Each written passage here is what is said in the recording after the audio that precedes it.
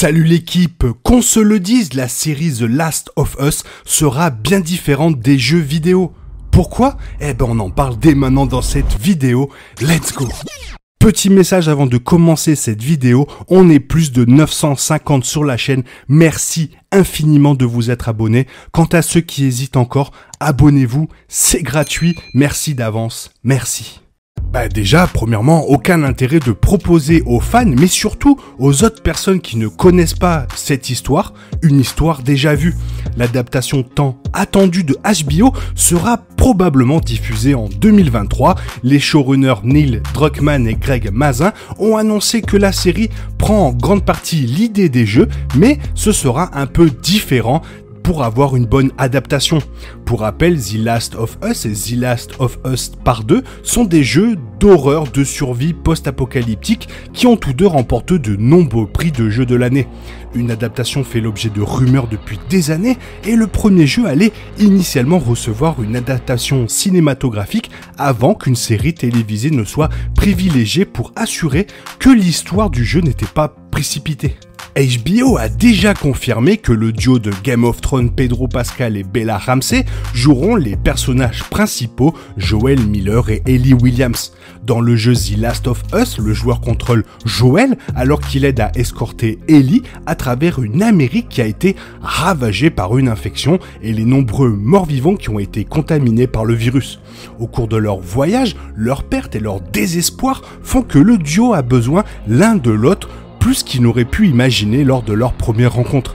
La relation entre les deux personnages principaux sera donc essentielle au succès de la série.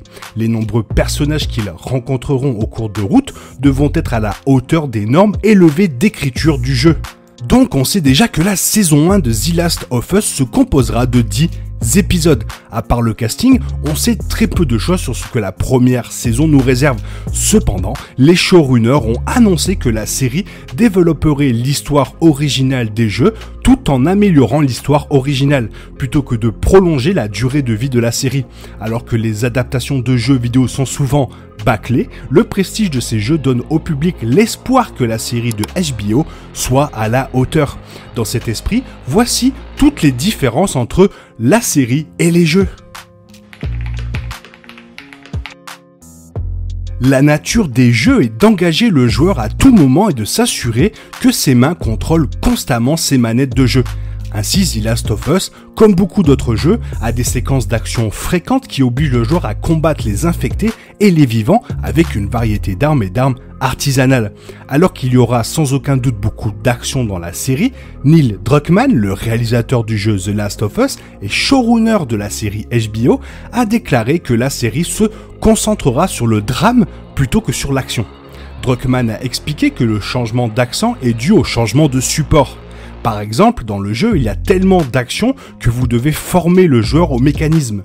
Bien que moins d'actions puissent décevoir certains téléspectateurs, les principaux points forts des jeux sont l'histoire et les relations entre les personnages, en particulier Ellie et Joel.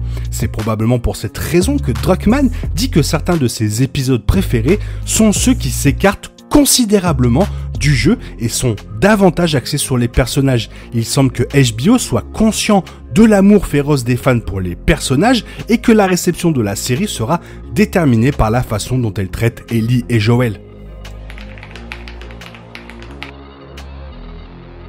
Selon la page IMDb de la série, Tess, Anna Torv et Marlene Merle Dandridge apparaîtront dans 6 épisodes, tandis que Bill apparaîtra dans les 10 épisodes.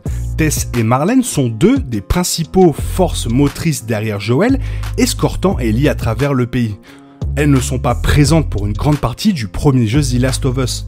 Pendant ce temps, Bill ne figure que dans un seul chapitre du jeu lorsque Joel et Ellie lui rendent visite dans sa ville pleine de pièges.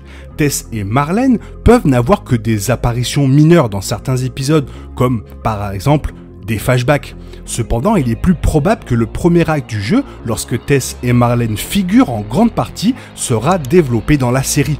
Cela pourrait être à l'avantage de la série, car Tess et Marlene ont des relations compliquées avec Joel et Ellie qui informent les principaux moments des personnages dans la dernière partie du jeu.